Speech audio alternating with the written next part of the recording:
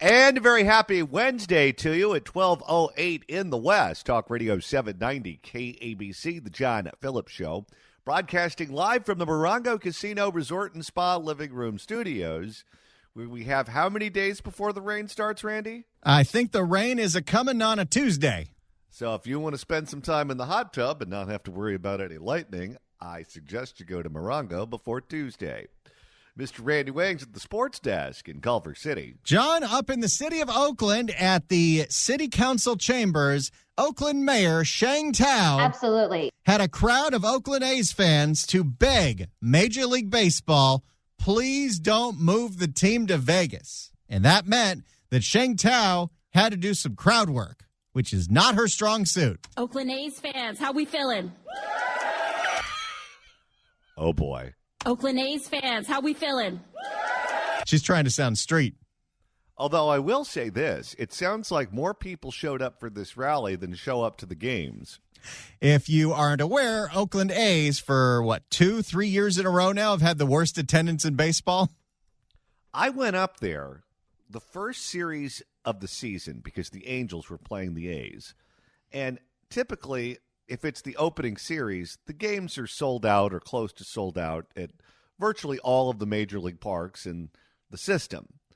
And I thought I was going to have a very difficult time finding seats. I was like right behind home plate, and it didn't cost me anything at all. The Coliseum, I believe, has a capacity of 63,000, and they average about 10,000 on a good day. And to get there, you have to walk on this catwalk from the BART station over what looks like an endless sea of broken down RVs with fires all over the place. You may be frightened, and I know how you feel. Oakland A's fans, how we feeling? We are energized. Are we pissed? That's what I'm talking about. Now, wait a minute. Isn't the phrase pissed, as in all the way pissed off? Well, let's check in. Cecily Mark Cruz, show us how it's done. And I want you to be all the way pissed off. Are we pissed? That's what I'm talking about. I don't think she asked them if they were pissed. I think she literally asked them if they were urine. For the context of the FCC, we're going to believe that she's trying to say pissed off. Are we pissed? That's what I'm talking about. Now, of course, Sheng's got to thank those Oakland fans for showing up to something. And of course, we couldn't have done this and gotten this far without all of you, the Oakland fans. Thank you so much. Wait, what are you talking about? We couldn't have done all this without you. Attendance was awful, and the team is moving. Well, what she's thanking the fans for is showing up to a city council meeting a week before the owners meet to beg them to stay. Okay. In terms of this being a call to action, I don't necessarily know if it's going to move the needle. Not likely. And that message is the Oakland A's should stay rooted in Oakland. At least I'll give her respect for having a slogan that doesn't rhyme. For the record, before they ended up in Oakland, they started out in Kansas City. Sheng Thao wants to talk about our team because, she's a big baseball fan. She's as big of a baseball fan as I am. So let's just talk about the facts. For 55 years, the A's have called Oakland home. And we have been there for them. All of us in this room. There's 500 people in the room? Yeah, and the ticket sales were awful. Again, you weren't showing up to the games.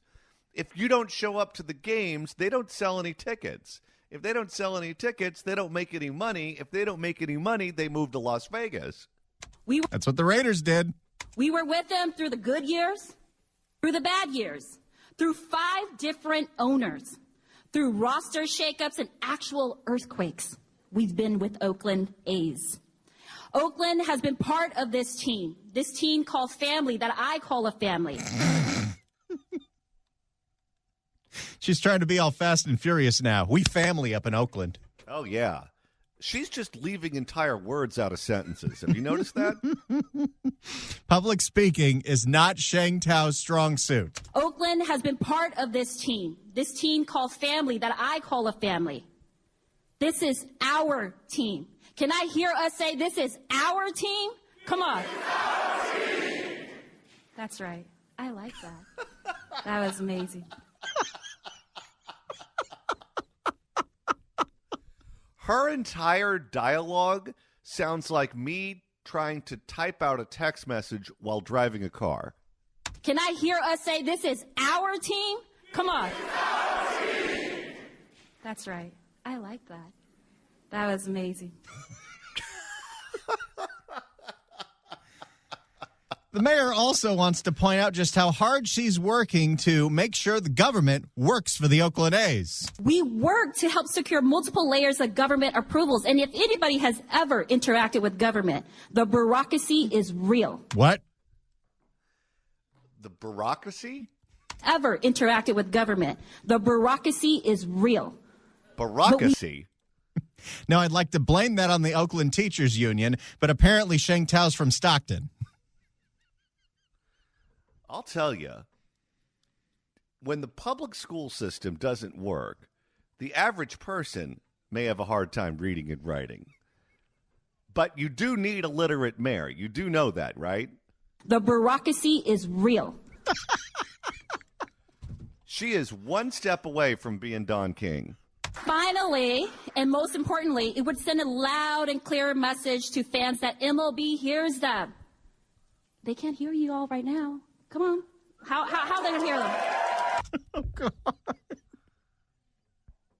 She has an entire department of communications that works for her. The bureaucracy is real. Okay, that one might be a drop.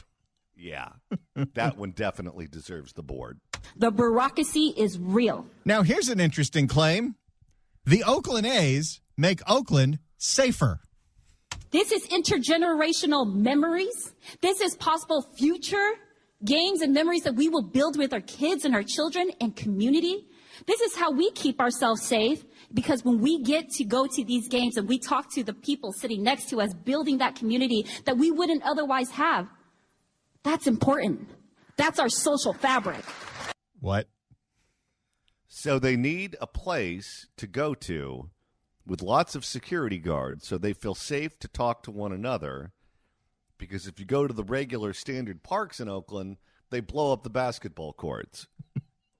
They do that. Oh, my God. They melted the basketball court. Well, maybe it's a sense of community. You sit down, you're wearing an A's jersey, then the person next to you is wearing an A's jersey, and they're like, what was your day been like? Oh, my car got broken into. Oh, really? Me too. That's your sense of community.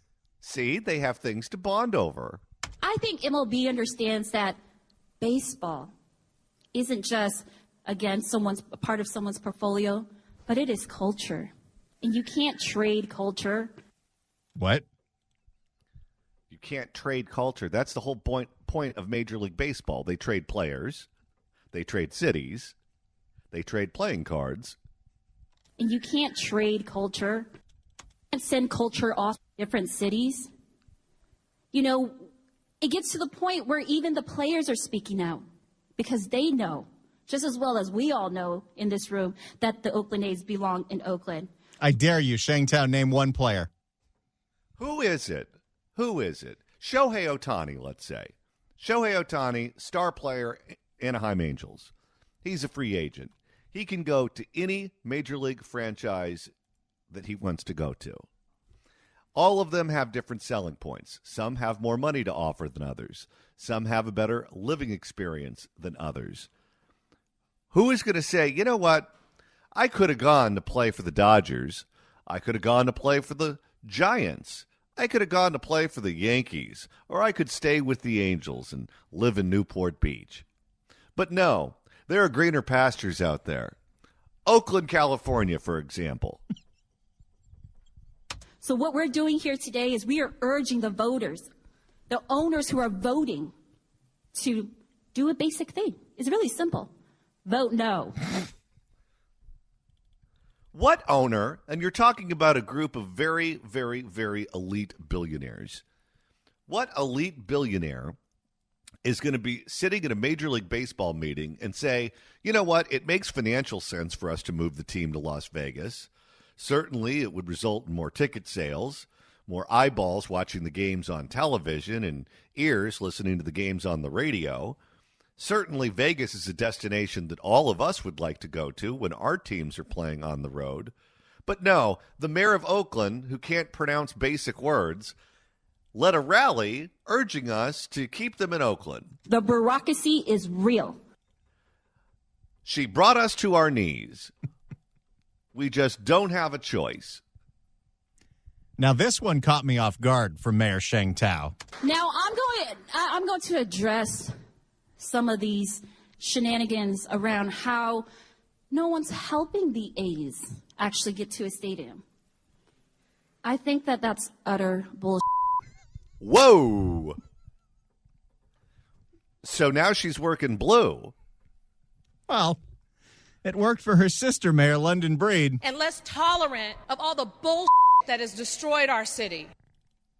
But, of course, Sheng Thao does address the reality that the A's fans, all of them, cannot fill the place where the A's play, the Coliseum. And if somebody tells me one more time that the A's can't fill the Coliseum, just look at this. We're on a weekday, and look at all the green and gold in this room. I think the city council chambers see it a couple hundred. Okay. I was at that stadium opening weekend. There were more Angel fans than A's fans there. I felt right at home when I was there because I looked around and I saw lots of halos. I saw lots of Angels logos. I saw lots of people from Orange County who got up on the plane and flew up there to watch the Angels play. Lots of Mike Trout jerseys, lots of Shohei Ohtani jerseys. Didn't see lots of A's jerseys.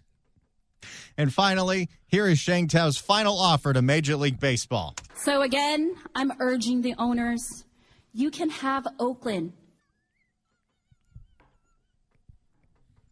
Good job, Oakland. It's all yours. The Baracacy is real. You don't have the NFL anymore. Soon, you won't have Major League Baseball anymore. But you'll continue to have this functioning illiterate. Don't forget the Warriors. They ditched Oakland for San Francisco. That's right. Once people actually started paying attention to that team, they couldn't take the fans to Oakland. You'll continue to have the carjackings. The AM PMs with the side ripped off. That you'll continue to have. Oh, we've got a drop request. Mike at Orange County. Mike, what do you want to hear? You got it. Hey, Randy. Hey, John. How are you guys doing today, first off? Good. I got a request that you turn the "that feels good, I like that" into a drop. I mean, that could not be more tailor-made for you. That's right. I like that. That was amazing. That's God. That is so odd. Who even speaks like that? I've never heard anybody say something like that in real life. It sounds quasi-pornographic. That's right. I like that. It's a little... I think we could have some fun with that one. I think you're gonna have your hands full there with that one for a little while. Yeah, absolutely. Thank you for the call, sir. That's right. I like that. That was amazing.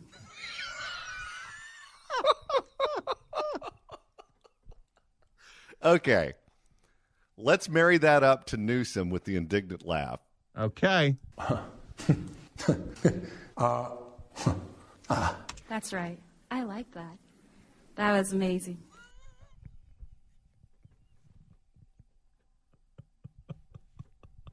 That was amazing. I like that. I like that. That was amazing. All right. It's 12:23.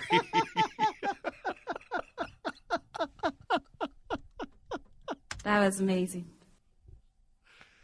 Oh, let's take a look at the roads. If you'd like to email the show, you can do so at johnnydon'tlikeshow@gmail.com. That's johnnydon'tlikeshow@gmail.com. And Randy, we're receiving a number of requests. That's right. In fact, 3 different people have emailed us this one request, and someone also called in with the same request. Mike in Garden Grove, what do you want to hear? Good afternoon, guys. Hey, how about the Garcetti both ends? With a little Sheng Thao at the end? The Garcetti receiving things at both ends? I receive things on both ends. That's right. I like that. That was amazing.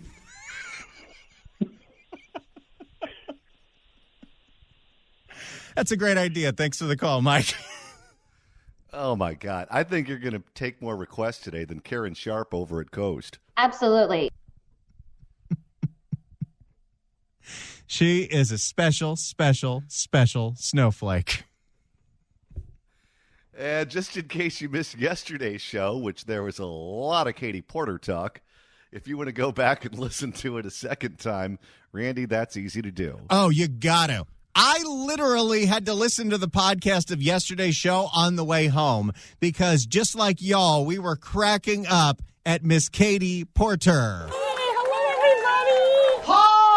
So you can download yesterday's podcast if you missed it and you want to find out what the hell those drops are from. Go to KABC.com, click on podcasts, go to the Apple Podcasts app, iHeart, Spotify, search for The John Phillips Show, hit subscribe. You can download all the episodes, and you can also download the new KABC app. Search KABC AM in the Apple App Store or the Android Store. It's the easiest way to listen to this station whenever and wherever you are outside of the AM radio signal all over the planet. And you can download all the podcasts. The Katie Porter sound is the second half of the 12 o'clock hour, and especially the first half of the 1 o'clock hour, which I think I titled Hacksaw Katie Porter.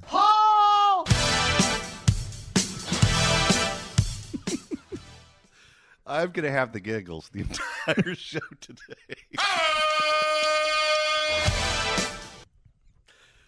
And coming up later on this month, Randy, we're going on the road. That's right. A week from Friday, come see us broadcast live November 17th at the brand new Gelson's West LA at West Edge on the corner of Olympic and Bundy. The Gelson's West LA at West Edge is open now. It's absolutely gorgeous in there. One of the finest supermarkets I've ever seen. You're going to have a great time. We're going to be there at the beer, wine, and sushi bar with you Friday, November 17th from noon to 3. It's Woo Wednesday. Ric Flair. It's Woo Wednesday. Yeah, baby. Woo, woo, woo, woo, woo, woo, woo, woo, woo, woo, woo, woo, woo.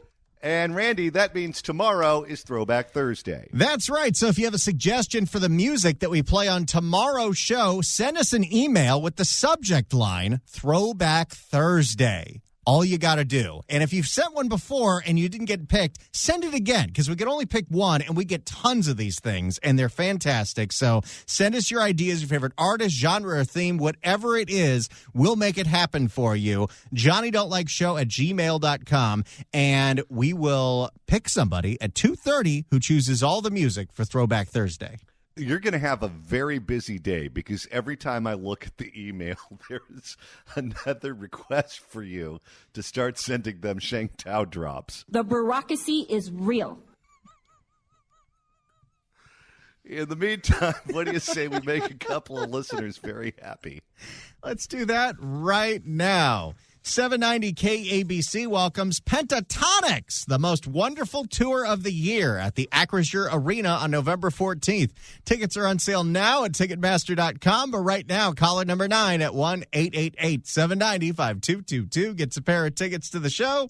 Tickets furnished by Live Nation. Good luck dialing.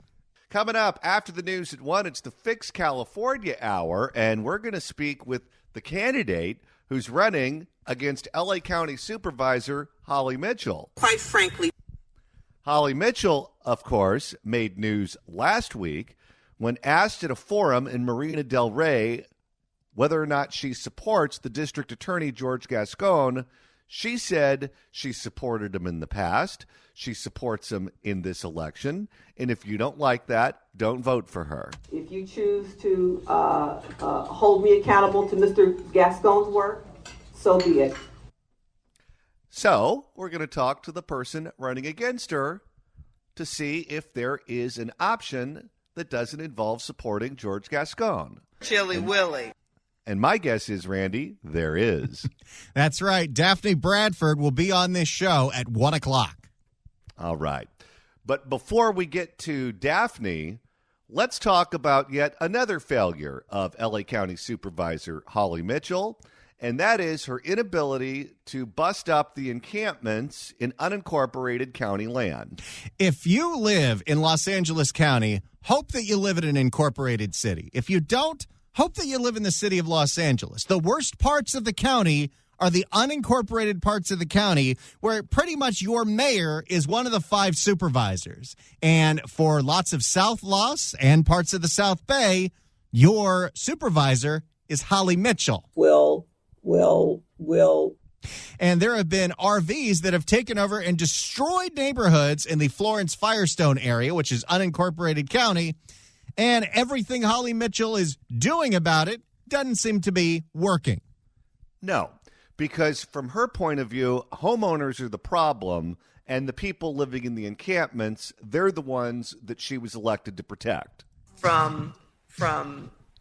You know, she trash can with her down to Florence and Firestone because the garbage is piling up. Oh, that trash can would get filled in about 2.2 seconds. For more, here's a report from KCAL. Trash, human waste, and rodents have infested one L.A. county. Good morning, good afternoon, and good night. Boy, that sounds appetizing, doesn't it? Trash, human waste, and rodents have infested one L.A. County neighborhood after residents say... Even Pat Harvey's disgusted, and she's been reporting news here for 30 years. How could you not be? If that's in your teleprompter and you have to read that, how could you read it and not make a face?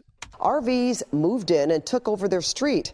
On Your Side's Christine Lazar has been following their fight to get the area cleaned up for years now, and she joins us with the latest development.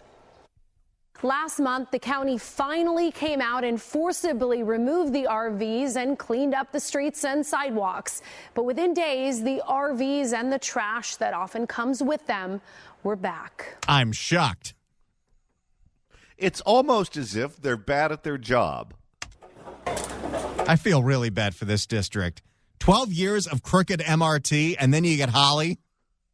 From the frying pan to the fire. An RV pulls away, leaving behind a pile of trash. But it's more than just this littering this residential street in the Florence Firestone neighborhood of unincorporated LA County. We could catch MRSA, we could catch a disease. There's rats running around, and it's like... Oh, God. No, it's disgusting. If you've ever lived near one of these encampments, specifically one of the encampments with the RVs, it wrecks not just the entire neighborhood, but the entire vicinity because they attract things like vermin. There's rats running around, and it's like, oh, my goodness. And the smell is nauseating. Is it Sweeps Week over at KCAL? Cousin Eddie from National Lampoon's Christmas Vacation. One of the RVs across the street has a hose and literally just dumps his waste on the street.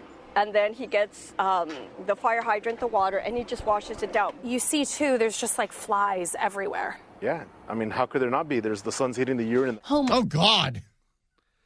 And think about this for a second. If you do not get your car smogged, and most of these cars are completely fine, the gross polluters are really, really old. But if your car's more than, 5 years old, you have to get it smogged every other year? The state of California will come down on you like a ton of bricks because they say you're polluting the environment if you don't get that car smog tested. Yet they allow this to happen, and they are well aware of the details of what's going on in this encampment. And we know what happens. It's going to rain in just a couple of days, and all that raw sewage is going to wash westward to the ocean and kill a bunch of fish. Yeah, what the hell happened to all these people who want to save the whales? This is why every time it rains, you get a little email from Barbara Ferrer that says, don't go in the ocean, it's full of crap. Oh, thank you. I mean, how could there not be? There's the sun's hitting the urine. Homeowners tell us the people living in these RVs steal power, too, connecting to power lines with garden tools. Isn't that a crime right there? That's theft. That's theft. That is a fire hazard. There's a whole bunch of code violations there. You think if you have evidence that someone's got extension cords coming out of a power line from a street lamp, You could tow the RV away and put that person in prison where they belong. And can't you electrocute yourself if you're playing around with the power lines? You think about how many homeless encampment fires there are, and in L.A. County, there's 7 to 12 every single day. And you assume that most of those are because they went too hard on the crack pipe or the propane tank exploded. How many of these are electrical fires? Well, and when one of these bums gets electrocuted after they're playing around with the electrical wires, they walk back into the RV. They don't even have to flip the light switch. They just have to wave their hand and the lights go on. One RV caught fire earlier this year. I'm speaking out because I'm sick and tired of being sick and tired. Ernie Quintero has been sending emails to his county supervisor for 3 years. Good job, Holly. Yeah, good luck getting a response. Complaining about the RVs that have taken over the street outside his home. I get many of those emails too. And 2 years. And whenever you email someone from the Board of Supervisors or the City Council or the Assembly Legislature and they're not getting back to you in a timely fashion, you should copy the local news. That's right, because that's the only thing that gets them to move on anything. I get many of those emails too. And 2 years ago, we profiled his fight to get the area cleaned up. But since then, it has only gotten worse. It took a lot out of me to buy my house, right? A lot of blood, sweat, and tears. And for it to just be dilapidated, the street, the way it is very disheartening. Around the corner from his house, even more RVs and even more trash. Quintero says the neighborhood is now a breeding ground for waste. Have you thought of selling your property? I can't. Who's going to buy it? How's this guy even going to get out? If you're the realtor, how do you put lipstick on this pig? It's a fixer-upper in an up-and-coming community. The smell of the neighborhood, it just oozes culture. Who's going It's to buy organic. Who's going to buy it with these RVs in the front and their poop and feces in the street? Poop and feces. Oh. I didn't know there was a difference. I didn't either. Well, I guess when there's so much of it, you have to categorize it. Within hours of us visiting the area, county crews showed up to finally clean up. Okay, so someone at Holly's office is watching that neighborhood, and as soon as they see a news van pull up, like, all right, we got to get to work. But that's what's required. You literally have to shame them on the news to get anything done. If nobody's watching from the local TV news, because the LA Times doesn't care, but if nobody's watching for the local TV news and we're not paying attention to it, Holly Mitchell's not going to do a damn thing. Quite frankly. They used heavy machinery to physically remove vacant RVs and swept up pile after pile of trash, much of it spilling out of the RVs. It took crews 2 days. The streets were finally clear, but just hours later, the RVs started moving back in. Oh, God. Can't you just take them to a junkyard and destroy them? They're not registered. In fact, what you find out is most of these people who are living in the RVs don't even own them. They're renting them out from what are called van lords, which should not be a legal business, and I don't think it is. No, it's an underground economy. We don't hesitate to shut down the drug dealers. We don't hesitate to shut down people who are selling cigarettes illegally and cutting the state out of the sales taxes. Why should you treat this any differently? You've been asking for this cleanup for so long. It finally happens, and now they're back. But now we need the follow-up. We need the signs. We need, them following up on it. But not just a cleanup is going to shut me up. Residents want no overnight. This guy, I believe, will not be voting for Holly Mitchell in the upcoming election this March. And again, the woman running against Holly Mitchell joins us at the top of the hour. Residents want no overnight or no RV parking signs put up so parking and law enforcement can tow them away. Earlier this month, Supervisor Holly Mitchell introduced a motion to move parking enforcement from the Sheriff's Department to Public Works. What? They have no training to deal with this sort of situation at Public Works. Again, this is what these elected officials want to do. We have people who are trained to deal with certain situations, whether they be police officers, firefighters, EMTs, whatever the case may be.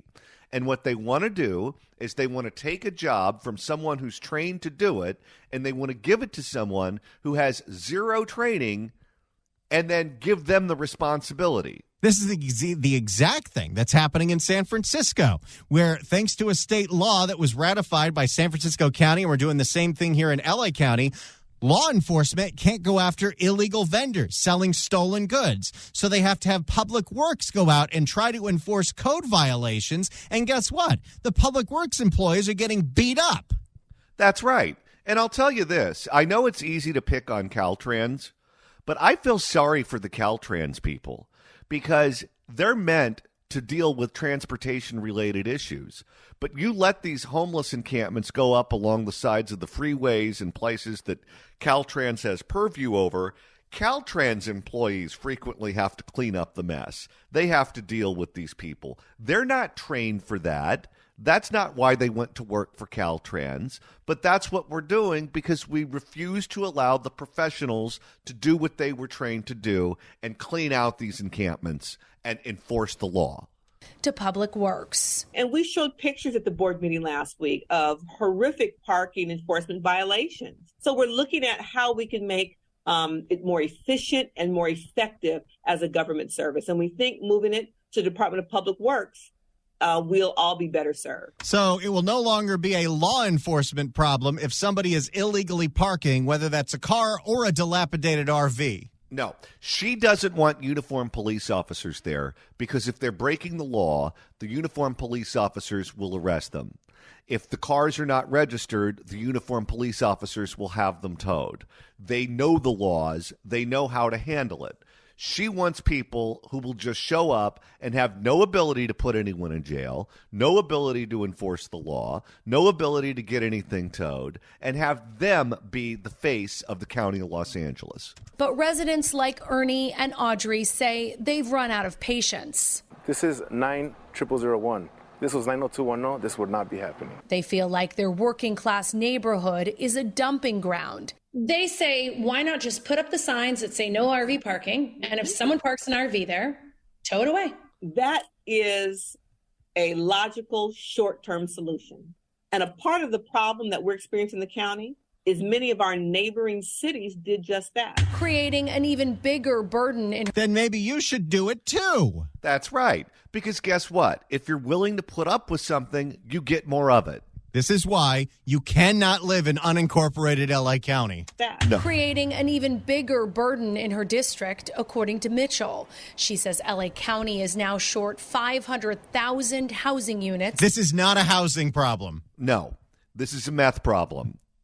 For the current population. This housing crisis didn't occur overnight. It was a slow process that was impacted by COVID, our struggling economy. We had no meth heads before COVID. I don't know if you know that. Oh, yeah. They just sprung up everywhere. Where we know wages didn't keep pace with inflation. And housing construction did not keep pace with need. Supervisor Mitchell did say that Florence Firestone is now under a surveillance program where her staff is monitoring the RV situation as it unfolds. How hard would it be as a simple constituent service to listen to what your constituents are asking for and make it illegal to park RVs on that street, that one specific street, and help out those people that have been suffering for years? And Holly can't do it.